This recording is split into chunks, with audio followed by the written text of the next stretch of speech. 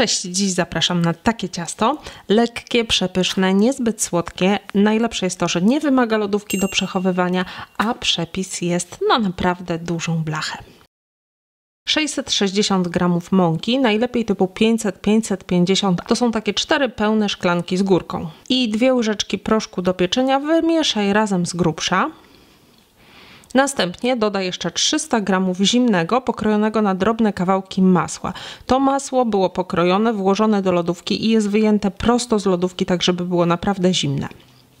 I teraz mieszadło typu K i całość mieszaj do momentu, aż powstanie drobniutkie ciasto, które przypomina piasek. To ciasto możesz również zagnieść ręcznie na stolnicy. Wówczas zimne masło posiekaj drobniutko i w miarę szybko ostrym nożem razem z mąką i proszkiem do pieczenia.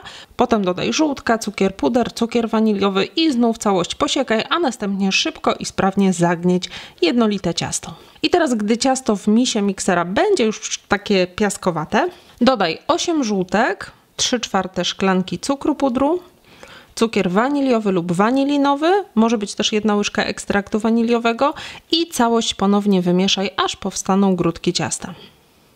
Gotowe ciasto przełóż na stolnicę i zagnieć, tak aby było jednolite. Następnie podziel je na 3 części. Ja to robię tak, trochę mniej niż pół i następnie tą większą część dzielę znów na pół. I teraz jedną z mniejszych części zawijam szczelnie folią i wkładam do lodówki, aby się schłodziła. Blacha 24×35 cm wyłożona papierem do pieczenia. Można też ją wysmarować masłem zamiast papieru. I na tą blachę ścieram największą część ciasta. Ciasto ścieram na grubych oczkach tarki. Możesz też zamiast ścierać ciasto po prostu odrywać je kawałkami. Gdy zetrzesz całe ciasto, przyklep je lekko i wierzch posyp 2-3 łyżkami kaszy manny. Generalnie im bardziej soczystych owoców zamierzasz użyć, tym więcej kaszy manny powinno być.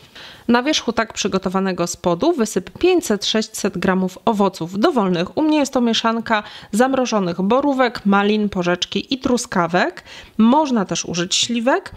Owoce wymieszaj wcześniej z 1-2 łyżkami mąki ziemniaczanej. Jeśli, tak jak ja, używasz owoców mrożonych, nie rozmrażaj ich wcześniej.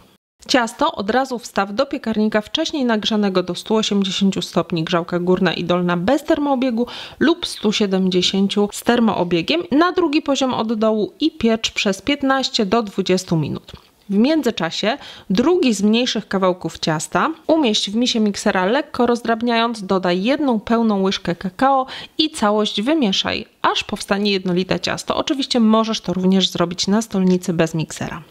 Gdy spód z owocami jest już podpieczony, ostrożnie wyjmij go z piekarnika. Piekarnika nie wyłączaj, bo za chwilę włożysz znowu ciasto. I teraz na owoce zetrzyj przygotowane ciemne ciasto. Gdy zetrzesz już wszystko, ostrożnie, ponieważ całość jest gorąca, ciasto wstaw ponownie do piekarnika na kolejne 15-20 minut, temperatura ta sama. Po mniej więcej 10 minutach pieczenia zabierz się za ubijanie bezy, czyli 8 białek, tych, które pozostały z ciasta, plus 3-4 dodatkowe białka. 3-4 dodatkowe białka to jest mniej więcej pół szklanki. Ubij na sztywno. Jeśli nie masz dodatkowych białek, możesz użyć tylko 8. Jeśli nie masz dodatkowych białek, wystarczy w zupełności tylko te 8, które pozostały po spodzie. Wówczas piana będzie po prostu bardziej bezowa niż taka piankowa. Te dodatkowe białka, które dodasz do bezy, mogą być zamrożone. Jeśli masz takie białka, wówczas najpierw rozmroź je dokładnie, następnie zostaw na blacie, aby nabrały temperatury pokojowej. Gdy piana będzie już sztywna, dodaj powoli 220 g cukru. To jest taka 1 pełna szklanka. I po dodaniu cukru ubijaj jeszcze mniej więcej 5 minut, aby piana była sztywna i cukier dokładnie rozpuścił się w pianie. Następnie bezę ostrożnie wyłóż na podpieczone, gorące ciasto. Ostrożnie, bo ciasto jest naprawdę gorące.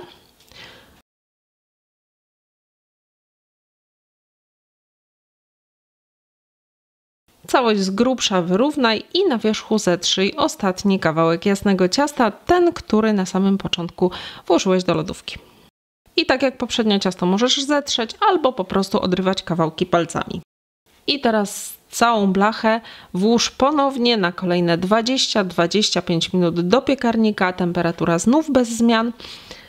Następnie piekarnik wyłącz i uchyl drzwi piekarnika, nie wyjmując ciasta. W ten sposób zostaw ciasto na 30-40 minut, aby beza sobie powoli wystygła i leciutko opadła. Po tym czasie możesz już ciasto wyjąć z piekarnika i wystudzić. Smacznego! A więcej sprawdzonych przepisów na przepyszne ciasta, torty i nie tylko znajdziesz w moich książkach. Zapraszam do sklepu Orchideli, teraz trwają wciąż promocje wakacyjne. Przypominam również, że wszystkie przepisy zawarte w książkach mają dodatkowo filmy, które pokazują ich przygotowanie, co znacznie ułatwia sprawę i gwarantuje sukces. Zapraszam.